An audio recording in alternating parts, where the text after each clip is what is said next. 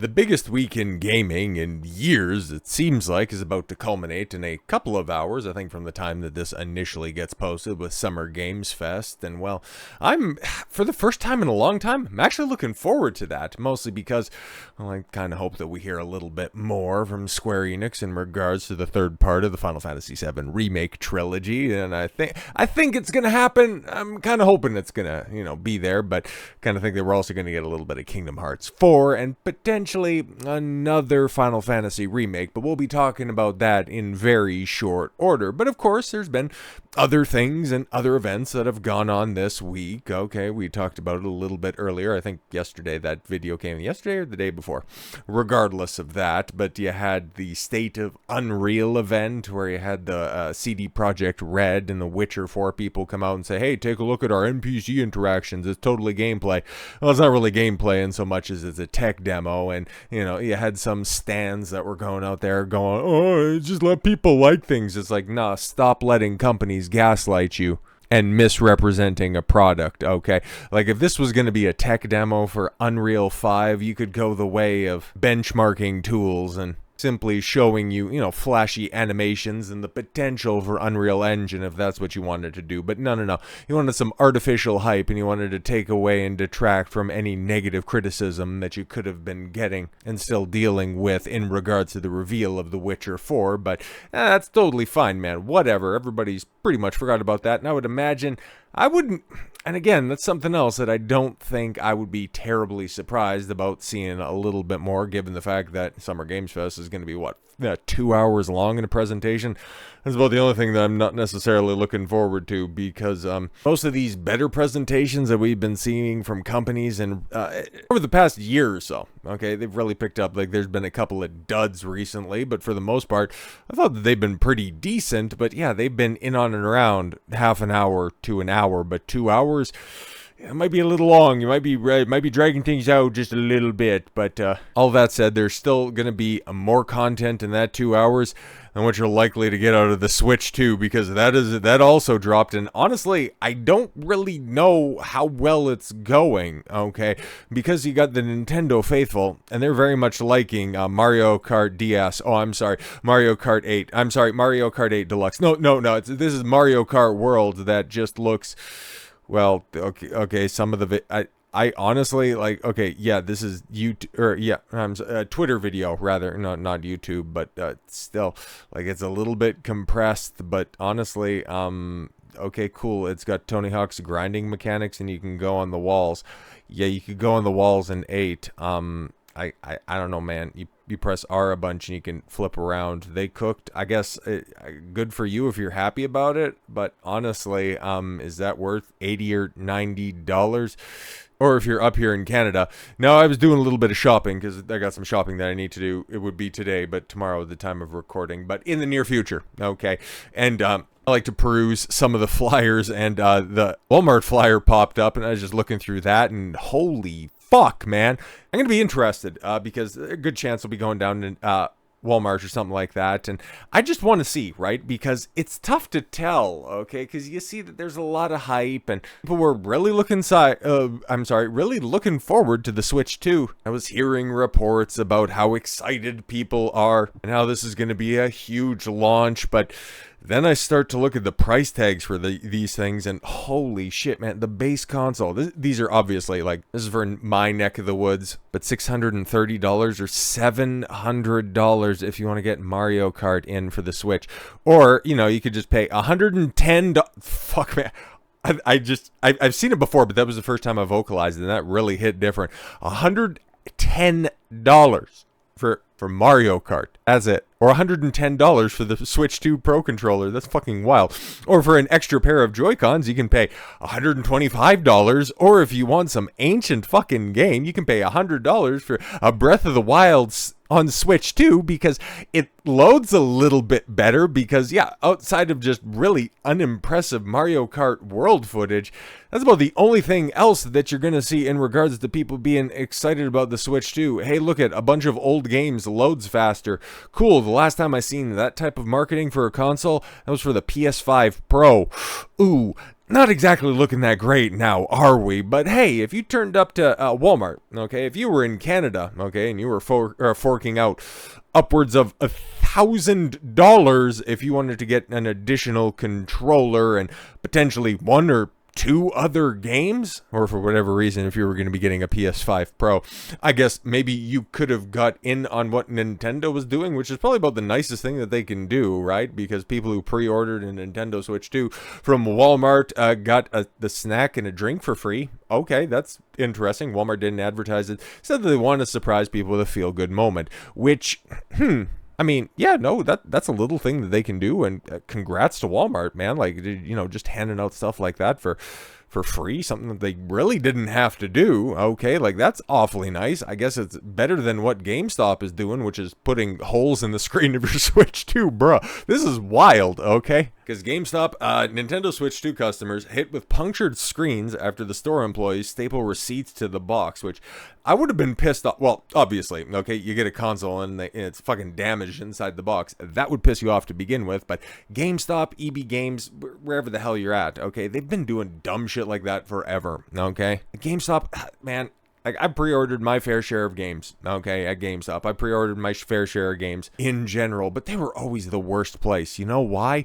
Because as somebody who is a bit of a collector, I've never shown off my physical media collection, but it's reasonably extensive, okay? I don't feel the need to have it behind me to show off all of my nerd cred, but I've got the shit, okay? I got the shit to back up what I say, okay? And most of it I can't even display because I don't even have the requisite number of bookcases or shelves to really show off the extent of it. Swimming in the crap. But whenever you'd go to GameStop, for me it was EB Games, okay? They would always have the worst policy, and wherever you're at, I'm sure this was the case, because I went to multiple different locations. They'd always have the stickiest and worst fucking stickers that they would put all over their games, like 2 or 3 down the spine, 1 on the front. And as somebody who likes to, you know, display the shit that he buys, not for the camera, obviously, like I said before, but I fucking hate the stickers that are on there, and especially if you used to, okay, back when they used to do that, but the game guides, I can't tell you how many were almost destroyed if it wasn't for knowing the secrets to get the residue off of it. But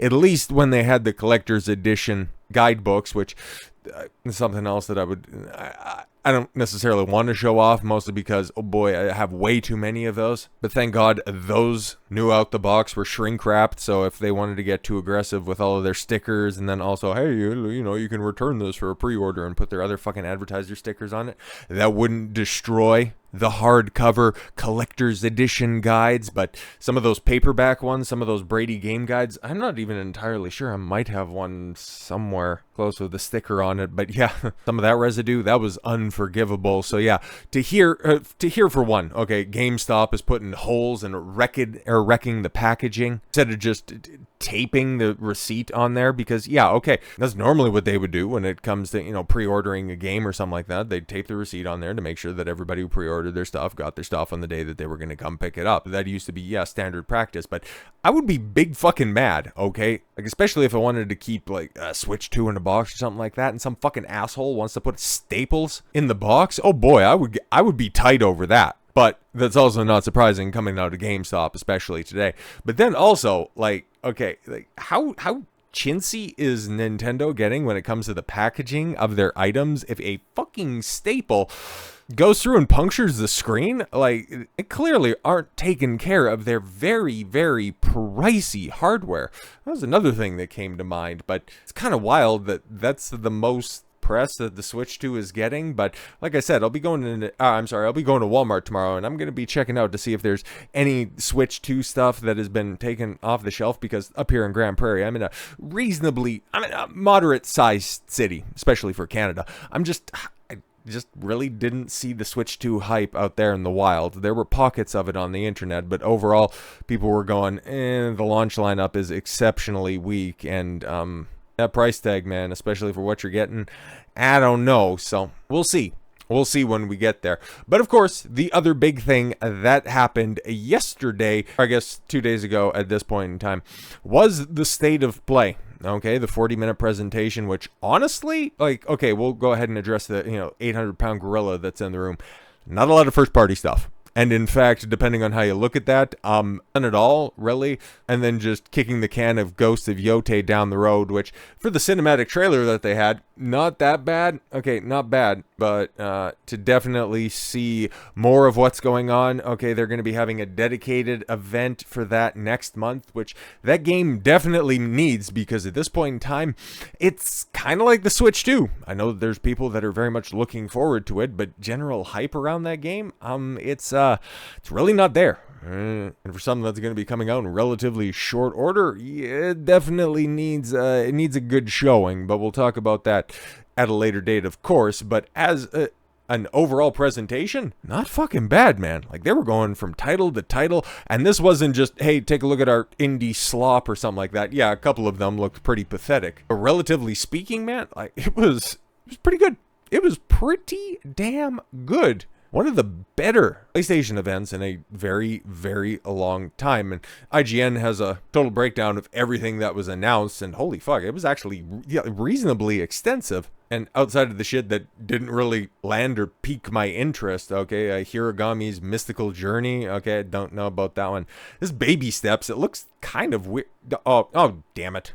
Balls, but I'm very much over 17. It's just my mouse didn't really want to follow along with my clips, but clicks rather, but this Baby Steps game, it's well, it looks interesting. Like the announcement of a new Hot Shots golf game, it's like, I actually have a couple of those games, and I do like me a good golf game, okay? Like, for as much as I'll be indifferent towards the Switch in general, the last game I got from them was Mario Golf in general. Do like those games, okay? And this very much looked like a Hot Shots game. But yeah, Karen the Climber, well, there's a reason that you got like 3 seconds on that one, okay? Because is anybody really looking forward to that stuff? But Sea of Remnants, okay, that looked very interesting, if we're going to keep it a buck, okay? Very, very distinct art style, okay? Some of it looks pretty good, okay, if we're going to be completely honest, okay?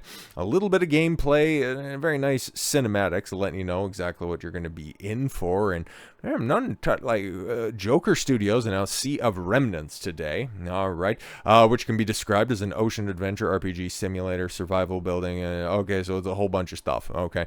However, Joker Studio has another way to describe the game. It's an infinite voyage looping between death and rebirth, a journey where we row forward tirelessly only to return to where it all began. And yeah, to be honest, man, like it does something for me. For a bunch of pirate games that have been out there, okay, Sea of Thieves never really hit for me. Skull and Bones never really hit for anybody. I'm not even the biggest. I'm probably have to give it a second look, honestly, okay? Like Assassin's Creed Black Flag, I know everybody loves that game, everybody who played it, but that was the point in time where I just dipped on the Assassin's Creed franchise. It wasn't for me. I got to give it another try, because I like the ship combat in Assassin's Creed 3 well enough, and I hear that it's expounded and elaborated upon in 4, but this is the first pirate game out the box I was actually interested in, okay? And then a 2D Ninja Gaiden game. This actually looks pretty sick, okay? Because I'm a little bit of a sucker for this stuff. Like, if anybody remembers Strider from back in, oh god, what was that, like 20... It could actually be like the late 2000s or something like that, but this looks pretty good, man, okay? Because I know we're going to be getting a brand... Ninja Gaiden 4 comes out. Is that later this year? And Black 2 did exceptionally well, but this looks pretty good, man, for a side-scroller, and the art style is actually really nice, man, okay? It looks very fluid. It looks like a traditional Ninja Gaiden game, man, okay? And if it's going to have...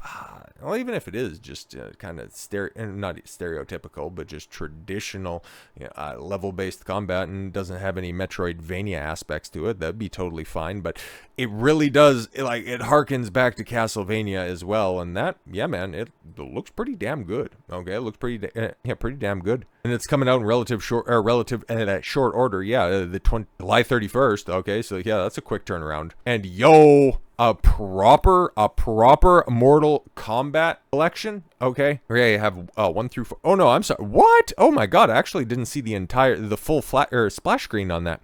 Digital Eclipse, yeah, has worked on games such as Tetris Forever, Atari 50, the Anniversary Collection. Okay, so another port studio. Okay. revealed Mortal Kombat Legacy Collection, which provides an incredibly detailed look at the history of the beloved fighting franchise alongside a collection of games. There will be design documents, early prototype materials, motion capture sessions. Yeah, okay, so a lot of those vid docs from back in the cut when they were making some of their best output. Okay, as for the games, the ones announced so far are Mortal Kombat 2, 3, UMK3, Mortal Kombat 4, which is wild, Mortal Kombat Advance, Deadly Alliance, and Tournament Edition. Deadly Alliance. Shit, man, that was a trash PS2 MK game. I actually really liked Deception. That story mode was a good story mode prior to when NRS really started to go in on story mode. So I would like to see Deception get in there. You can kind of gloss over the asset dump that was Armageddon, but it'll be nice to get those games that have been, well, of course you can get like different editions of 1 through 3 out there. Like they're out there in the wild, but I think 4 has been pretty much consigned to the dustbin of history, and definitely Deadly Alliance. And it's all going to have online and rollback netcode. I mean,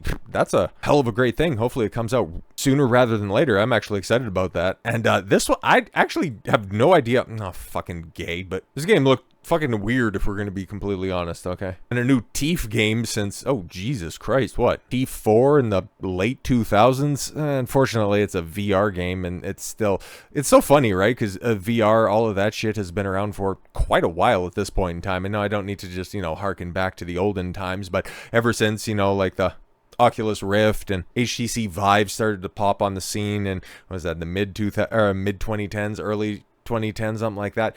It's just so wild how we haven't really evolved that much. Everything is still somewhat of a tech demo, because you just get to the gameplay on this and it's like, oh, okay, cool, yeah, you got your goofy ass hands that are in there. They're just taken off of a real body, and yeah, all you're doing is just like really interesting, well, not even that interesting, but just little point and click type things with the VR. But I know people really like Half-Life Alyx and that stuff, and I hear that that's the quintessential VR experience. But outside of that, the rest of it is it's just all gimmicks and no substance. But Pragmata, okay, that was one of the first games that was a part of the State of Play, and honestly, for a game that was very much following along the trajectory of The Last Guardian, for it to come out and for them to say, hey guys, don't worry about it, it will be coming out in 2026, trust us this time, and it kind of looking like a BioShock Infinite. Hopefully the story ends up making a lot more sense than Infinite, but it doesn't look that bad. Didn't see much gameplay, in fact. Okay, good, it's actually not age gated, but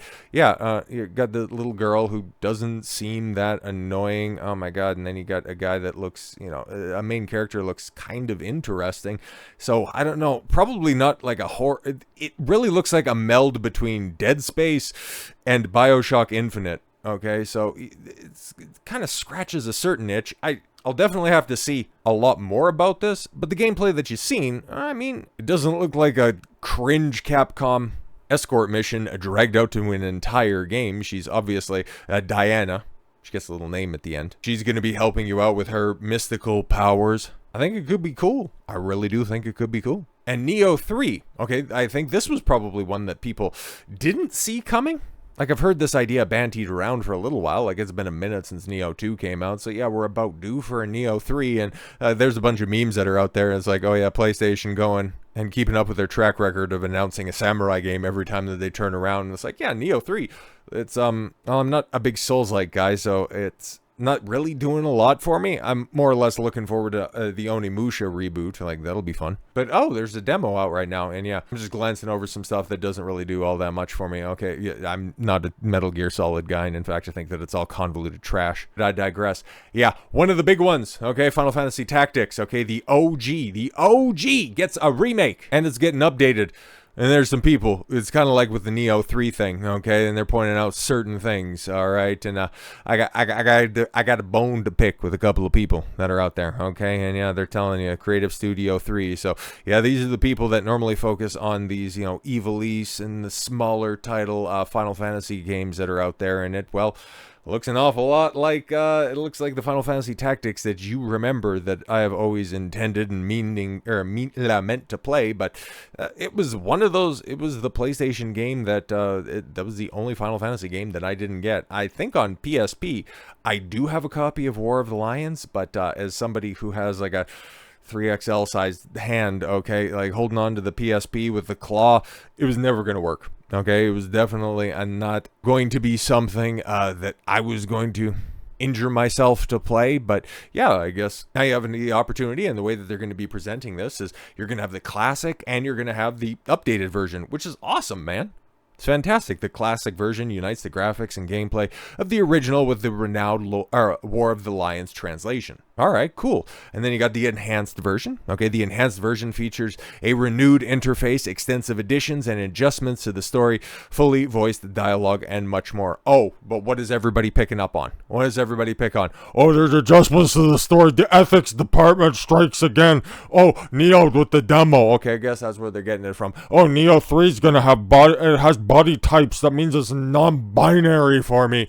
Cool. Are you going to be keeping that exact same energy for the Switch too, or are you still putting out feelers like that in the same way that you were approaching the Elder Scrolls 4 Oblivion, who in their character creator also had body types? I'm just wondering if we're going to be keeping it consistent, if we're going to be keeping it 100 when everything's coming around, or are you guys just, picking and choosing principles type shit? But yeah, Nintendo removes agendas from the Mii avatar creation ahead of Switch 2 launch as industry faces growing pushback from gamers. But no, it's alright because Nintendo makes the same game over and over again, and we like that. But tactics might be censored. I don't even know what they would clamp down or adjust, or I don't know, man. Maybe they'd approach it the same way they did with Final Fantasy VII Remake and Rebirth and actually improve on the story in certain aspects. But as for the two big tings that were there to close out the show, okay, I guess ahead of IO Interactive's big event tonight. I think it's tonight, okay?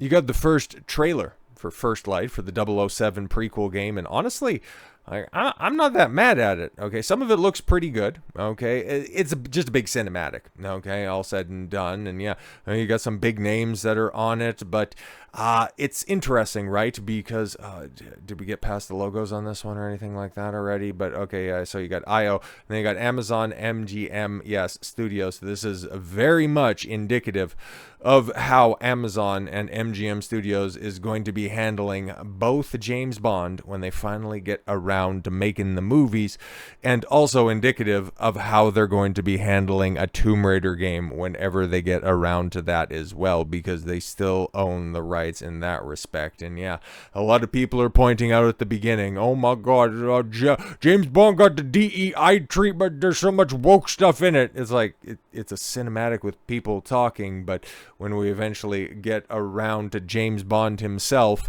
I mean, he's kind of looking James Bondy if we're going to keep it a buck, okay? And especially if this is supposed to be the story of him prior to becoming a 00. I mean, that's interesting timing that you want to do on that. So if you want to have a separate continuity James Bond where you just simply go through that trajectory, that could be interesting. Okay, I would be down for that. And James only looks an awful lot like James. It's kind of the same way how Warner Brothers just announced that Harry Potter is very much going to be looking like Harry Potter. But the rest of the characters, well, outside of Ron, it's like, oh, we're just going to kind of pick and choose what we want to be faithful on. So, I don't know. But the rest of the trailer, like I said, it's all cinematics. This is very, very, very early stuff. And probably IO is going to have a lot more to show in their own event. But with the gadgets, with the gizmos, I mean, it's one of the most James Bondy things that I think we've seen in quite a long time. But yeah, people are going to pick up on what they're going to pick up on, and they're going to be mad about it regardless. But I'm going to have to see some gameplay behind it, because yeah, James Bond looks like James Bond. Okay, just what kind of a game are you going to put on it?